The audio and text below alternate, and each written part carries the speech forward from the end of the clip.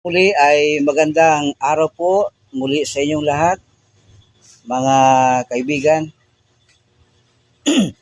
Isa naman pong talata ang ating matutunghayan sa aklat po ng Marcos 7:19. Ang sabi po, sapagkat hindi pumapasok sa kanyang puso kundi sa kaniyang tiyan, at lumalabas sa dakong daanan ng dumi. Sa salitang ito'y nililinis niya ang lahat ng pagkain. Napakarami pong mga kaibigan tayo na nagpapaliwanag na ang talatang ito daw ay nagsasabing ang mga maruming hayop ay nilinis na ni Kristo.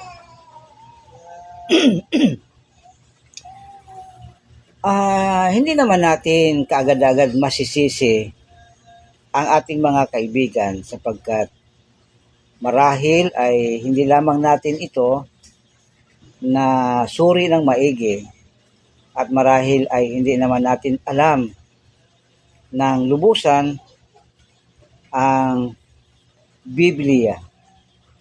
Ganun pa man ay susubukan po natin ngayong magbigay ng tamang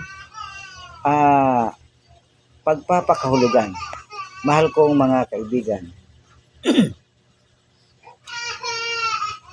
Ang Marcos 7:19 ay meron pa pong talatang 18 pabalik sa talatang 1.